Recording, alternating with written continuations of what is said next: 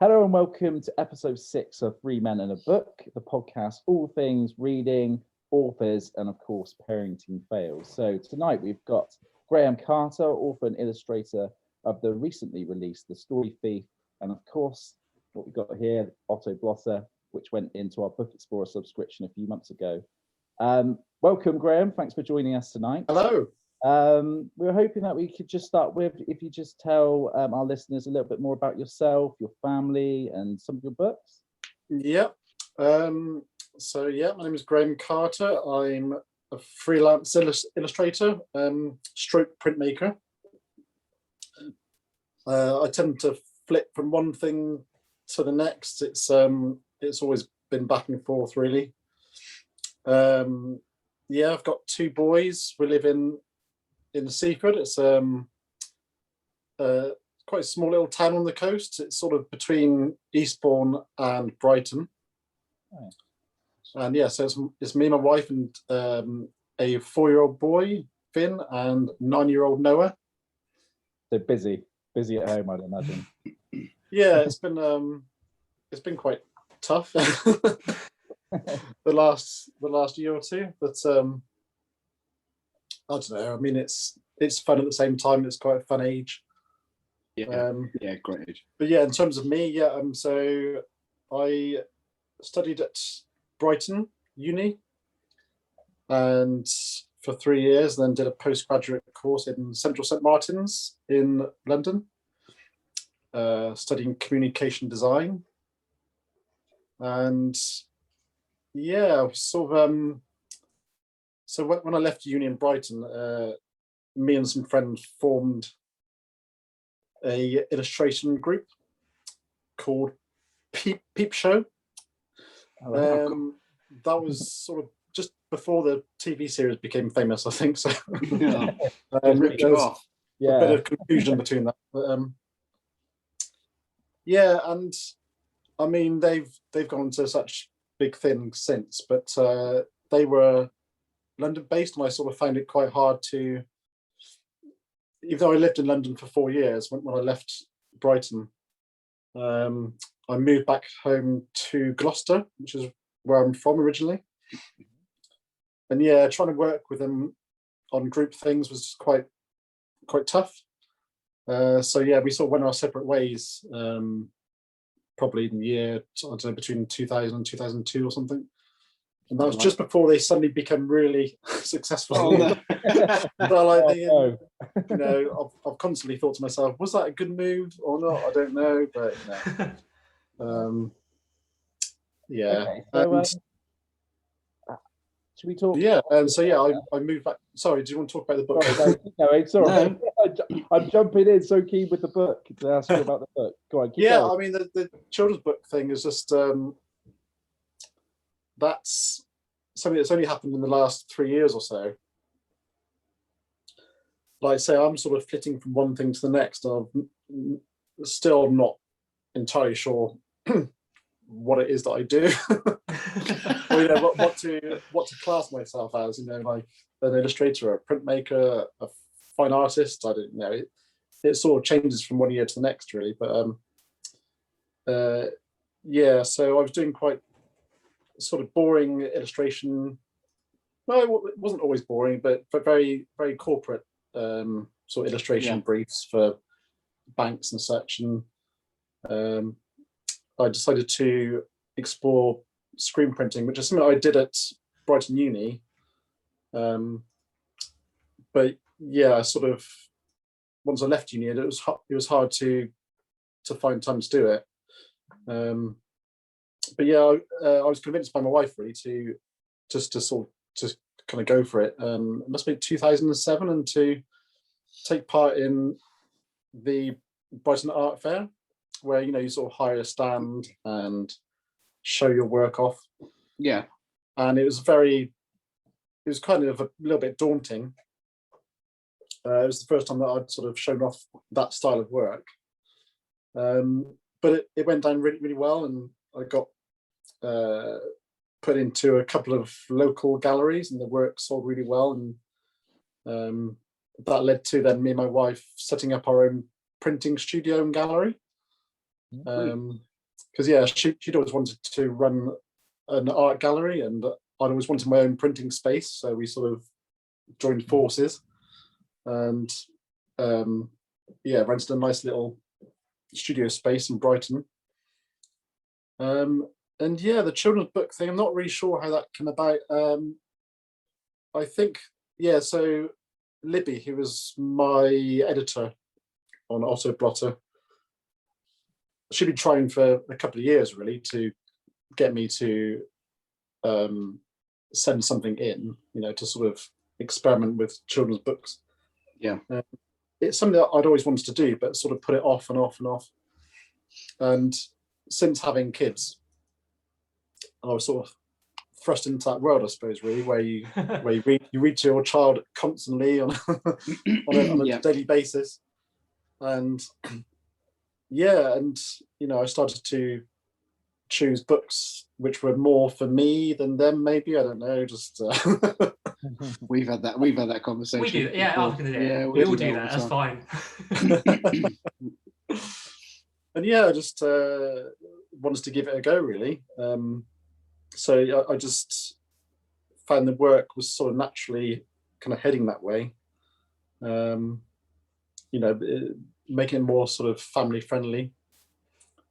And yeah, it sort of started from there. So yeah, I've done just the 2 sort of authored books so far.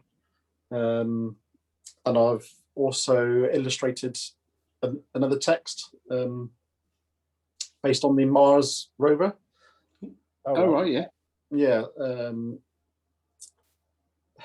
Good Night Oppie, that's called, and that comes out, I think it's something like September or something. Oh, cool. Yeah, and that's where I'm at. Okay. So where did the inspiration for Otto Blotter come from then? What sort of led you to that idea of this majestic bird that he suddenly finds? Yeah, I mean, there was no. It was a kind of evolving thing. I didn't really set out. I didn't have a pure story in mind from start to finish. I tend to think visually, really. So I was just kind of playing about with ideas of, I guess, as a starting point, just more like things I wanted to draw. Yeah. Because I was a little bit nervous about making my own book. Yeah. And I guess I wanted to, stay in my comfort zone a little bit and just think about, okay, so what is it I really want to draw? And yeah, I started sort of doodling. Yeah, I think I've always just loved drawing birds anyway, just kind of making up my own birds. A lot of my print work was sort of bird based as well. And yeah, I started sketching, and I think I've always liked books where, just sort of TV films and stuff where the character, be it male or female, is quite small, and you've got this large friend, like the sort of like the Iron Giant or something, or yeah. What else is there? Like My Neighbor Totoro. I don't know if you've seen the Studio Ghibli films with a giant rabbit, and no, yeah. So I'd always just like that sort of relationship, really, and I just think there's a lot of kind of comedy to be had. Yeah. With the size difference. Yeah. Well, one of my daughter's favourite bits is when I think he's in the swimming pool. Yeah. I like that one. Yeah. I think that's my favourite page as well. Actually, that's more. I think the more absurd sort of pages are probably my favourite. That is more me, my sense of humour. That's still slightly sort of Monty Python type esque, just brilliant. And yeah, so I tried to get a bit of that in. I kind of wanted to put a bit more of that sort of thing in, but I had to be reined back in a little bit. Go on, sorry, Mark. you go. I was just going to ask, obviously you mentioned reading with your children before and how you were sort of thrust into that world, and it gave you maybe some ideas for your own books.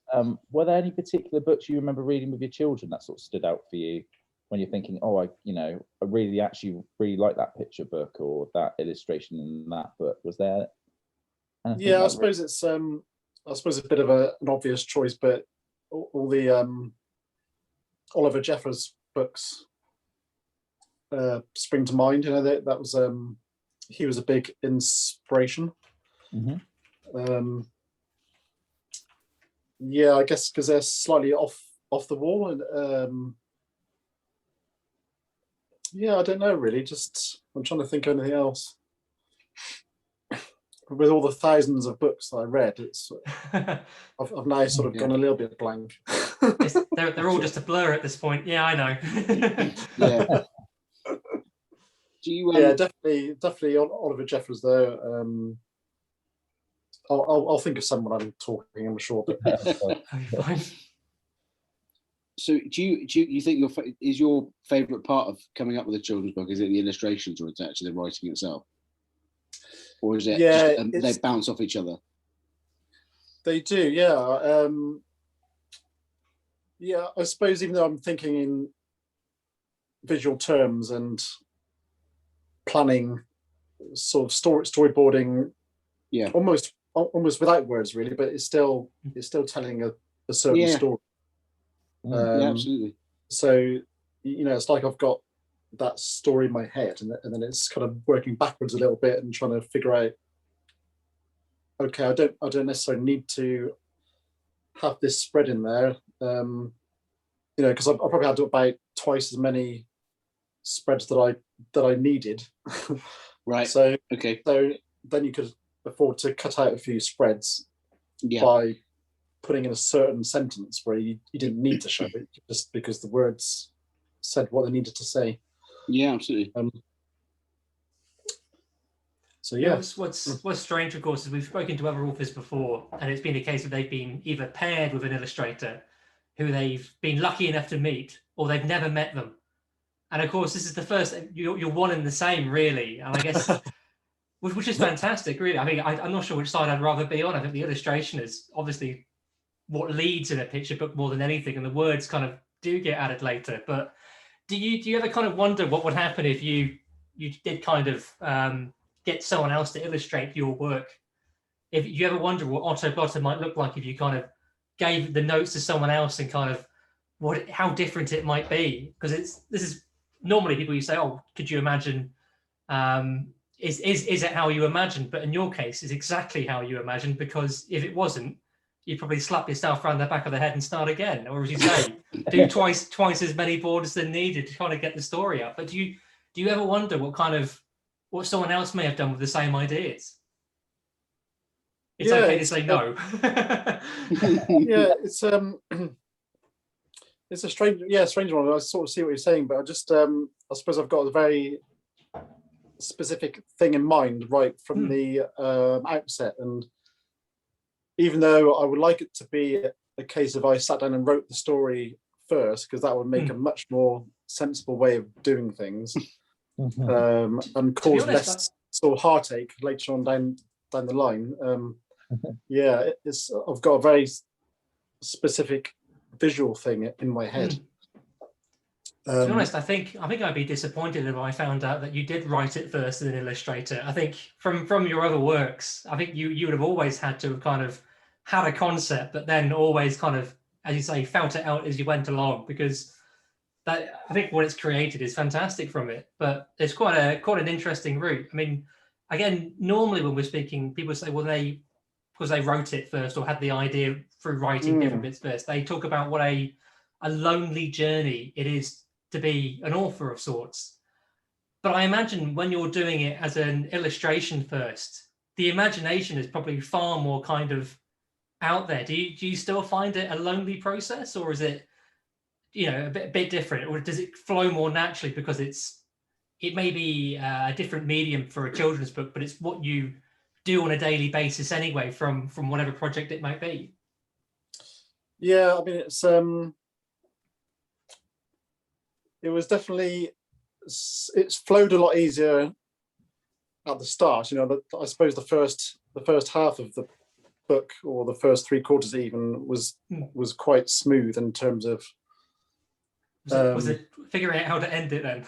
How to end it, really? Yeah, how to make all these elements come together. You know, I had all these sort of beautiful, in my head anyway, spreads, and just thought, oh yeah, that's gonna look cool. That's gonna look cool. And then yeah, trying to just finish off the story to bind it all was the trickiest bit, and that's when it feels a little bit lonely and just sort of banging your head against the wall and not giving away the fact that you don't really know what you're doing. Does that mean there's an unedited version somewhere, the original copy, where he just keeps on going and keeps on going and keeps on going? Yeah, I guess I think if I look back on my sketches, there are various different sort of endings to it. I suppose it's like when you make a film and you sometimes film alternate sort of endings, and it was a little bit like that, really. Yeah, so definitely took on many forms. Did you test it with the family then, the final ending? Is that how you kind of got over that hurdle, or did you just kind of go, that's it? That's just how it's ending. Everyone can deal with it, and I can move on. It was more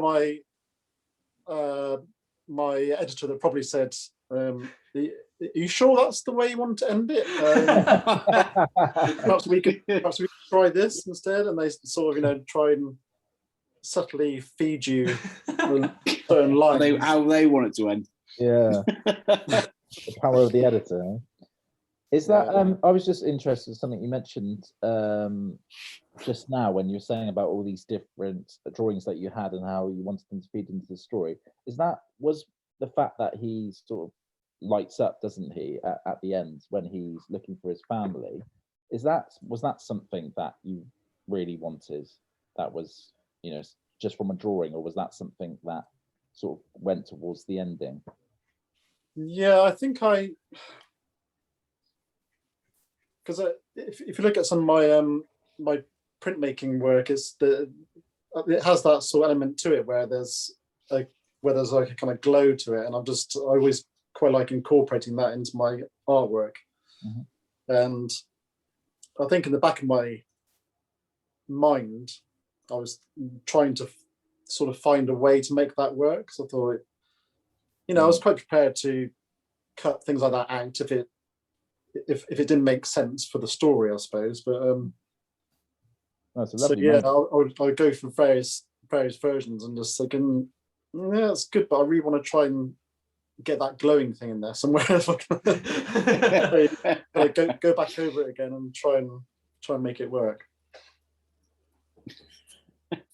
So yeah, I mean, it's not the usual process by any means. It's I guess that's why maybe the book has a different feel to it than other children. Yeah. So I'm sort of proud of it though. Oh. Yeah. So are your children keen drawers as well, illustrators? Are they into it? Do they do a lot with it? My 9-year-old is really into drawing at the moment. Yeah, he's very keen. And I keep trying to engage with him, like saying, it's what I do is for a job. I can give you some tips if you want. But he seems keen to stick to sort of YouTube and things like that. So I'm sort of, a little bit burned. Just start waving the book, saying hello. Yeah. Yeah, and I'm not too sure why he doesn't want that, but I shall force him to in the years to come. Okay. Yeah, my 4-year-old has just started drawing now, and it's very, very different approaches to the drawing. His is very bold and graphic. It has these really slightly creepy but sort of large expressive faces with lots of strands of hair, and they almost sort of look like skulls, but they're kind of like exactly the same each time he does them. Oh, really? Yeah, it's got the same jaunty angle to it on the same side, and the eyes are in exactly the same place, and it's quite unusual. But I'll be quite interested to see where he takes it. Yeah, they've both got very different approaches, really. But yeah, my boy Noah, he's 9. He's very good at sort of copying things, and he's got a good imagination as well. So yeah, we'll sort of see where that goes. My dad was really good at painting, drawing. Right. Really? So that's the side that I sort of get it from. Yeah. Yeah. Did did your dad try teaching you at 9? Is this a family trait potentially? And did you turn him down? Obviously not for YouTube, but did you turn him down? Yeah, I remember having. I think my dad used to occasionally go into a quiet room and just try and paint these majestic sort of Scottish landscapes, and I can remember just, sort of going into the corner of the room and setting up my own little easel and painting Garfield, I think it was. Oh, really? Yeah, Garfield was massive. Sort of inspiration to me, and I suppose that was the first books that I started to collect. Wow. And that all started with I think someone had vandalized my local shops and did a spray painted version of that character, and rubbed off. And I was just kind of and I was fascinated by it, and I got my mum to drive me down to the shop so I could sit and sort of copy this Garfield character. Oh wow! And yeah, and that just I started to collect all the books, and me and my friend used to make up our own Garfield comics that we sold at school. Oh, really? Oh, you sold them? Yeah. Light copyright issues there, maybe. Yes. That's right. It managed to pay for you to go to uni, so that's all right then. Yeah, that's right. Inspired by the Garfield Banksy, and then off to copyright. Yeah. Brilliant. Set in a world of crime. Maybe it was Banks. Yeah, maybe it was. What's the reading routine like in your house then with your children? Because this is something we talk about quite a lot on the podcast. We're just interested with different authors or illustrators, just different ways to engage children in books. So have you found anything? Yeah, we've always just as part of our routine with both our boys, really, we were just from day one just tried to we used to read to them in the womb as well. Oh yeah. Just to sort of get used to the sound of your voice and things like that, and then I think just to get them involved in routine, we would just sort of bath time and then sit down and stories. With Noah, I think we did about sort of 3 books whilst he was in his cot, and then you sort of by the 3rd book be sort of trying to edge your way towards the door. Close to the door. Sort of reading quieter and quieter. And that was always the aim, where you could just sort of trail off and then just leave, and then fingers crossed he would sleep, or he would sit up bolt upright and just sort of say, more. Start 3 books again then, and just probably had about 6 or 7 books. And with Finn, our youngest, was same sort of thing. We have books on the bed. He's very, I don't know, he thinks he's got a bit of an obsessive compulsive thing going on, where he just likes the same books over and over again, or he just gets particularly obsessed with one particular book, so you always have to have that book. We're sometimes successful trying to introduce something different just for our own sanity. But it's not always successful. gets something in his mind. He's all about dinosaurs at the moment. So it's right. There's a lot of dinosaur-related books. So what was it I was going to say then? I completely lost my train of thought. Sorry. Dinosaurs. One mention of dinosaurs, and you're like, Oh, that's it. I'm set. Have you what do your children think of your books, or have you not forced it upon them, or you're scared? Yeah, I'm not trying to force it too much. I mean, they do like them. I've included some of the family in them. There's in the latest book there's a couple of family sort of characters that I've stuck in there. Really? And Noah appears in the swimming pool scene which you mentioned in Otto Blotter. Oh. So yeah, I think he's got a bit of sort of it seems like cool street credit now when he can show his friends, hey, look, I'm in a book, but I'm sure it won't be when he's in his teens. But yeah, so I mean, he was just sort of growing out of those sort of picture books when that came out, and more into Harry Potter and things like that. But yeah, I've tried to introduce Finn to them, and I don't know, there's not enough dinosaurs in there, really. Well, you better get your pencil out and get to work. Maybe do it now. I don't know. Yeah, do it now. You know, we've all got time. You know what it's like as a parent, you've got buckets of time. So You're feeling refreshed in the evenings, you know. It's absolutely. Well, I can see you're enjoying a nice Budweiser while it looks like, and I'm with you on the gin. I think most nights you've got to have one just to take the edge off. Yeah, exactly. Yeah, so just sketch a few dinosaurs while you're doing it. Oh, are you still there? Yeah. Connection. Yeah, we're still there. Got you. Me, okay.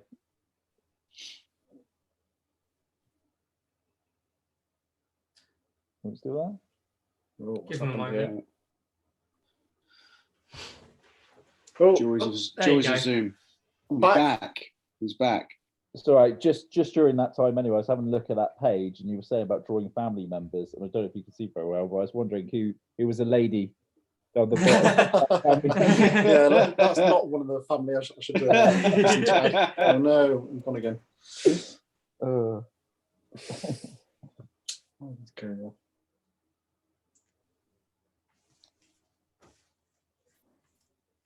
I always say to my class at school, if the internet, I say, I'm not sure if it's you or me. Is it?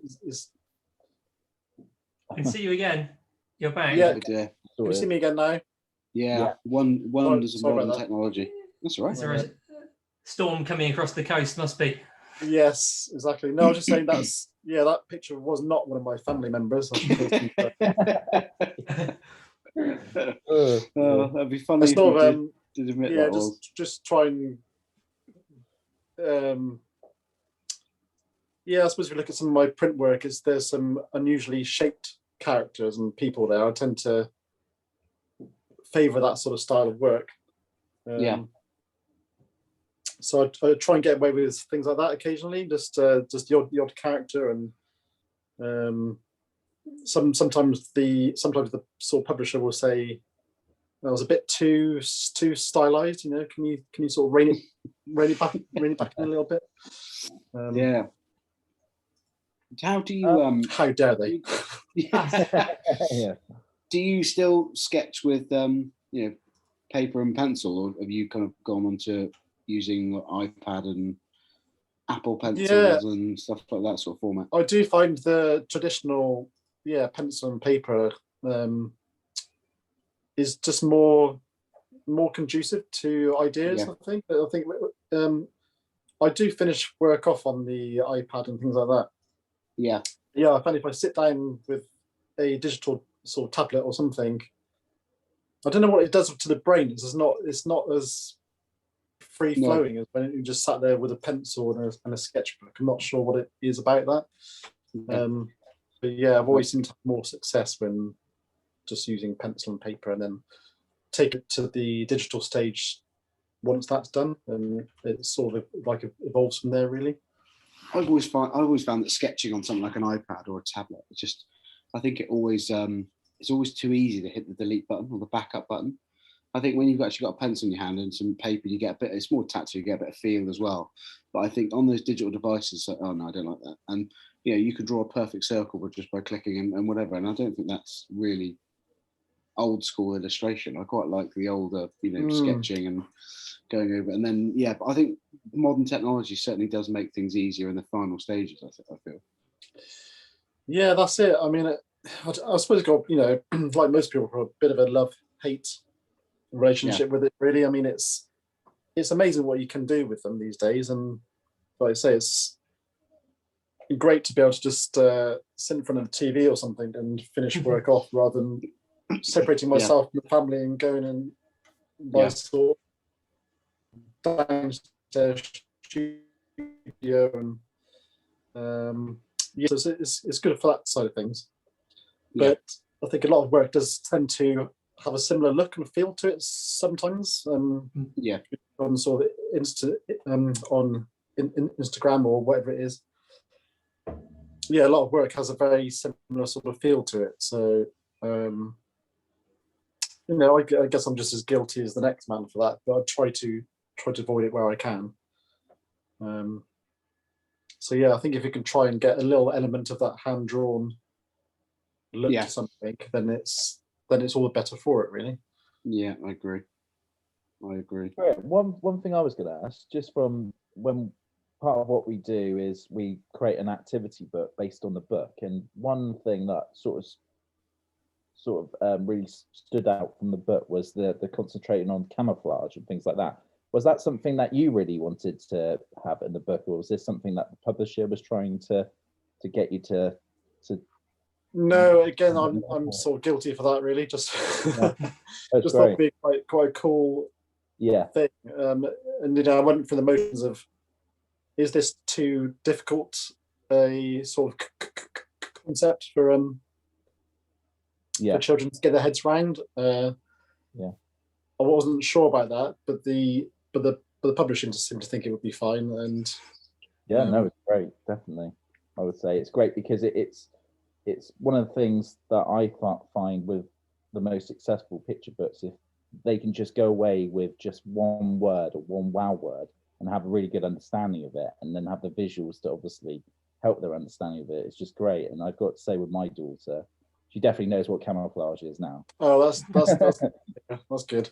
Yeah, because it sort of goes through your mind. Is this too big a word for them to know? But then, well, that's the whole point, that they will ask the parent, and they can try and teach them something. And that's you can sort of get away with that. And I've come across loads of times when I've been sort of reading children's books and just thinking that's far too sort of long a word, or to try and teach someone, but you come across it time and time again, really, in kids' books. But it's not really a problem, I don't think, as long as they can get the gist of the story and fill in the blanks, it's fine. Yeah, definitely. Talking of children, then, have you done many sort of school events or at the these festivals, or the Brighton Art Festival? What's the strangest thing that you've ever been asked? Have you had any sort of odd questions? Because just previous on the podcast, we've had a couple of surprising ones, to be honest, and we just wondered. No, I mean, to be honest, I've not really done many. I think I've just done one. Because this has all happened just prior to this sort of lockdown, especially the last book. I've not been able to do anything like that. And I've not done any school visits. I've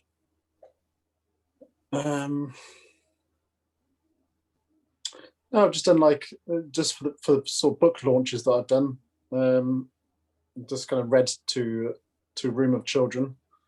So I don't really have enough experience to have been asked anything. Sounds lucky to me. Yeah, there's something about a room full of children which scares me immensely, and I used to of that age. The older they are, it's a bit easier, but of primary children, I wouldn't want to do it. totally out of my comfort zone there. Even having kids, you think you'll be fine, but to have a whole room full of them staring at you, expecting this amazing story that you're about to tell them, is the most terrifying thing you can think of. Yeah, Kids are savage. They are. They'll tear you apart. Yeah, They will tear you apart.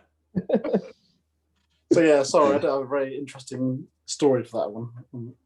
That's all right. Yeah, Well, we've got there was one question that an author got asked, and we quite like this one. It's sort of a running theme in the podcast. Have you got a what's your favorite Disney princess? Was one of the questions. I thought it was a great question. I wasn't expecting that one. There you go. Yeah. Neither was she. Yeah, that was an interesting question. Because I was watching recently. There's a not Pixar, Wreck-It Ralph. I don't know if you've seen that. Yeah, brilliant. I think it's the sequel where there's a room full of sort of Disney princesses, and it's all the Oh, really? Yeah, and they're all just kind of like hanging out, aren't they? Sort of talking about boys and things like that. It's quite good. I haven't seen that. Quite cool scene. it's quite a good film. Yeah, I've seen the first one, but I don't. Is this in the second one? Is it? Yeah. Yeah. No. It takes on the internet. It's a good watch. No. I'll see if I can get Ava to watch it. If not, I'll just have to do it when everyone's in bed. I'll go for I'll just go for Snow White if that counts. Does she? That counts. Oh, yeah, that's a strangely popular answer, isn't it? Yeah, it is. Followed by the question: No, surely followed by the question: is she a princess? And I think I want to We're expanding. I want to go for the kind of oldest one I can possibly think of. So it doesn't seem like I'm really into Disney princesses. She must be. She must be rocking on a bit now. Been around for a while. Yeah. Good answer. You could have. To be fair, we could have said superhero and given you a bit of an easier go, but why not leave you there drowning amongst the Disney princesses? Yeah, I know. It was an odd question. And actually, when we heard it, we thought we have to include that question just as a random curveball. If anything, just break the ice and just make people feel a bit more relaxed that we are three stupid blokes. We'll laugh at anything like that. Just to watch somebody squirm. Absolutely, yeah. The other questions I think some of the kids were asking, what car do you drive and how big's your house or whatever. You think, okay. Yeah, it's. I think that they believe that every pound that comes from the book goes straight in your pocket. What it is to be naive. I love it. Yes. I wish I could go back to those days. I was going to say, I mean, the important thing is not to correct them for that. Otherwise, there won't be any authors or illustrators in the future when they realise that books aren't really where the money's at. Obviously print can do pretty well, but certainly children's books, unless you happen to be J.K. Rowling, you're going to be struggling for a while, I think. So yeah, tell them you drive a good car and tell them they make all the money. It'd be fine. Yeah, just say you hang out with all the Disney princesses and talk about random stuff. I probably wouldn't say that. lock you up. That's what it takes to be a children's writer. You have to be mad. My agent is always at great pains to tell me, like, there's no money in children. There's no money in these kids' books, and I just think this is not the pep talk that I want to hear. Really. 5 years of my life into that. Yeah. It's a tough one. It wasn't for the money that I did it, and that's not why you do it. Just obviously it would be good to get that sort of success, but it's just something that I wanted to try. Really, I sort of like to set myself these little goals and just tick certain boxes. I mean, I don't even know if it's something that I'm gonna carry on doing in the future, really. Just sort of see where the wind takes me, really. one book at a time. Absolutely. Yeah. You've accomplished one more than we have, so well done. several more than we have. Yeah, absolutely. Yeah. Well, I've got some great ones that I've done, but they're all just in a drawer somewhere that no one cares about. Oh, so I do. Yeah, it's weird. Like, it's something I do get asked a lot, not by children, but if I'm like having my hair cut or something, and the hairdresser asks you what you do, you say, you just think, oh, it would be easier to explain what I do if I just say I make sort of children's books, and then they say, oh, I've got an idea for one, and then they said, would you be up for making it? And it's like as if it's a natural thing. Oh yeah, sure, I've got time. I'll just make your book for you, and so I just sort of say, oh yeah, I'll take a look at it and get your notebook out, pretend to write it down. Yeah. We'll come back to you on that. Give them a fake email address and then just never go back to that place. Yeah. I was going to say, if a hairdresser cut your beard recently and they gave you a children's book idea, you probably shouldn't point them towards this podcast, because it's not happening again. I would not trust them after that. What it is funny though, isn't it? I'd imagine sitting down, so what did you do? Oh yeah. So, can you do? Yeah, I've got this idea. No, actually, my magic wand is broken today, but it's taken me years to achieve these, and I'll just do yours on a whim. It's funny though, isn't it? Because I think some people look at that's not the process, No, I mean, when we used to run an arts gallery, that I said in Hoven, we used to get people that would just coming off the streets, with their folio, and just sort of not book an appointment or anything, just turn up and say, oh, can I show you my work? And yeah, okay then. and it'd be something not appropriate for our gallery at all, or the type of things that we sell. So we'd have to very sort of tactfully say, it's not really our thing, it's or we'd say, we don't really have the space for it. It's not really our sort of thing. And they would say, oh, well, look, there's some space on the wall. There is that's not how it works. You can't just go into a gallery and stick something on their wall. No. I mean, to be fair, there's a certain level of confidence that comes with the creative personality, and I have to admit, I'm very envious of that kind of confidence, because if I had that, I wouldn't do anything. I'd literally keep it in a drawer and not show anyone. But I'm very envious that kind of have that kind of creative, I call it confidence, ego, whatever it might be, to kind of get out there and show people, because you're proud of it. Yeah, I suppose that is the good thing about it. Yeah. I mean, I can't do anything. Literally, I should not be allowed near anything remotely sketch, illustration. I should be allowed to pick colours. I'm a danger to most things in that regard. But I'm very envious of those that kind of do possess that kind of. Go on. I'm just very envious. I was just going to say, is that why your room looks very grey? Just not going to touch any colour at all.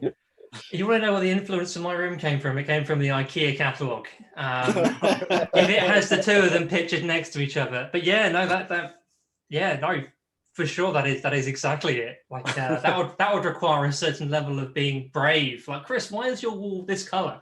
Can't really say anything about this one, though, can you? It's blank.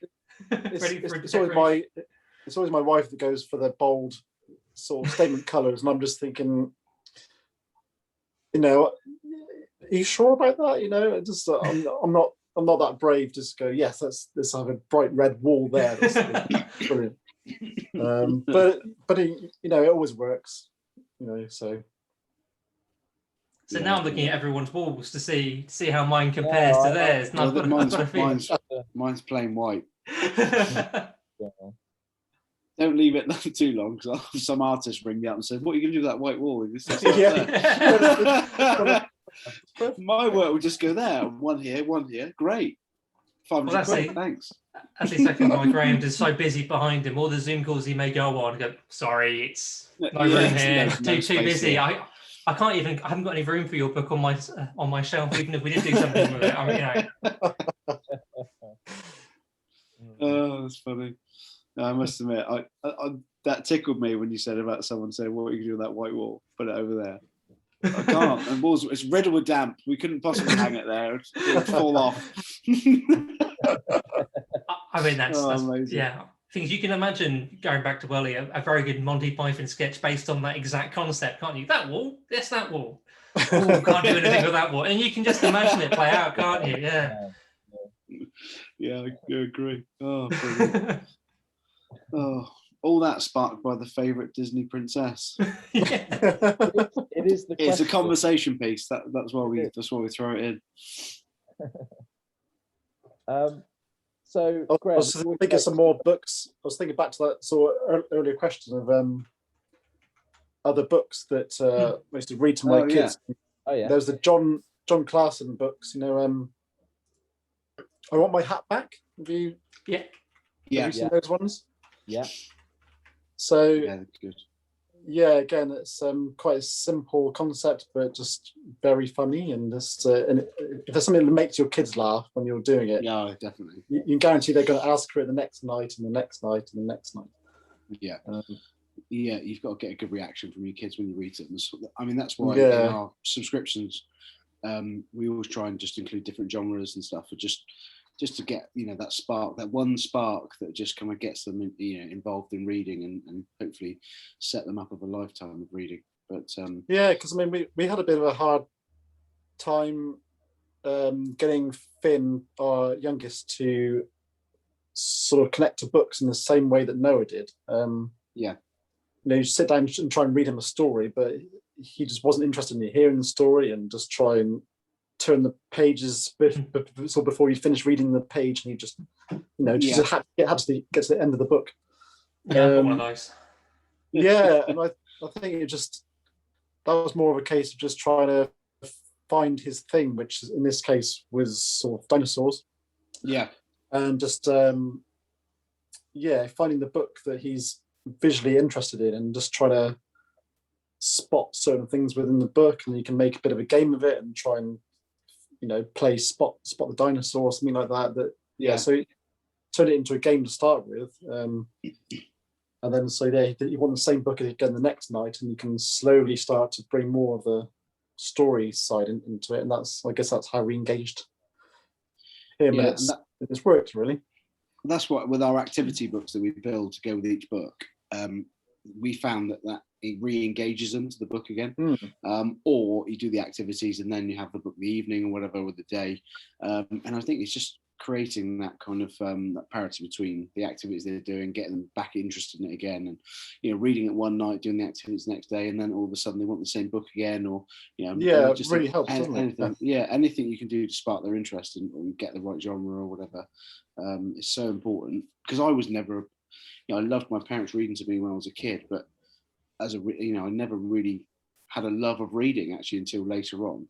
And I just think sometimes same here really. It's sometimes you think maybe I just didn't find, you know, I just didn't get the right genres or the right, you know, whatever. I just think it's something now with Ava, my eldest, and soon Alfie, my youngest, that I'll start reading to now. He's 5.5 months old, but I just think it's really important to just keep doing that repetition. But for me, it just worked really well as part of that bedtime routine, like you were saying earlier.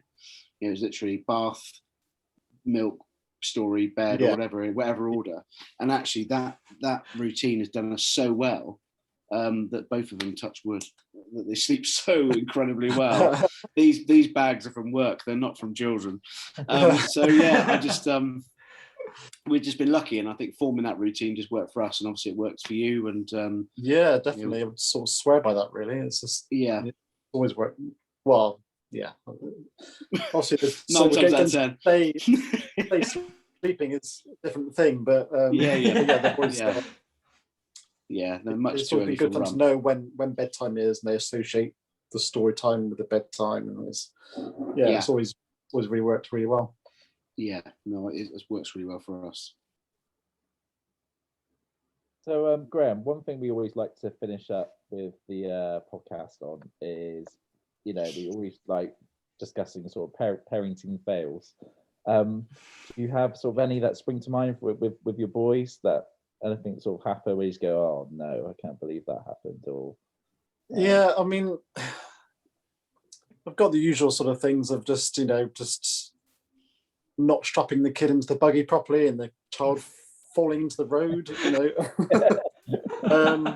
Big one, big fail. No. You didn't build up to that, Graham. You could have started small. I was I left a lot of power tools out last week, which my youngest stood on a saw blade and cut his leg up, but not as bad as it sounds, but that it could have been a lot worse.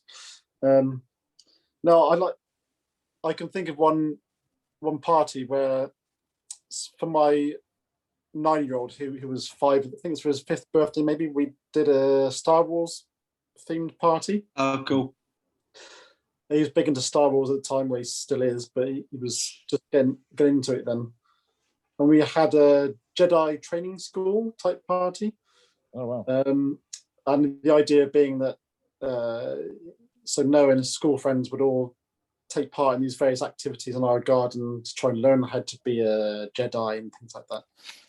And the crescendo of it all was that I was coming out dressed as a Darth Vader, basically, with a really good costume for our sort of local fancy dress shop. But it was, it looked the part. And yeah, so I was coming out to the Star Wars music, the Imperial Darth Vader theme, and sounds like this party was for you, Graham. Yeah. That's it. Bring all your friends round. There was an element of that to it, yeah. And yeah, so then the kids were supposed to be fighting me with silly string and everything, and they thought, yes, this is great. And I come out with the lightsaber, and all the kids started to attack me and stuff. And I was looking around, and I couldn't see Noah at all. And all his school friends were really getting into it and getting involved. And I could just see Noah at the back of the garden, sort of crying in the bushes. Oh no! And yeah, so the one kid whose party it was, and I must have scared him silly with the Darth Vader costume. And the best bit about it was I had to go and sort of console him, and I had to take off my mask and say, "I am your father." not quite that way, but it was just thought, this is kind of life imitating art a little bit there, and it was yeah. Did you do the voice? Did you do the voice? You go whole hog, commit to it. Poor lad. He's never going to get over that. No, I think it was more like, look, it's me, it's daddy. So it wasn't quite the same thing. But fair. You should have stuck with ending A. It was sharp. It was stronger. Yeah, let's go for ending A. Yeah. Proper Graham Norton red chair story that was. Brilliant. Oh, it's amazing. That really tickled me. Good story. It was quite a few fails there, Graham. I started to get concerned. Yeah, just throwing the power tools and pouring the child into the road. Well, we just cut his leg open. It was fine. Tipped him in the road, but that's great. All because he preferred to watch drawing on YouTube than watch his dad. Yeah. Traumatized, isn't he? Yeah. Oh, that was brilliant. Thanks so much for that, Graham. It's been really lovely talking to you. No, it's been nice talking to you guys, and I think it's ace what you're doing. So just carry on doing it, really. Thank you. Yeah, anything we can do to encourage children to read, or parents to read with their kids, I think is the aim. Oh, magic! Thanks a lot for that.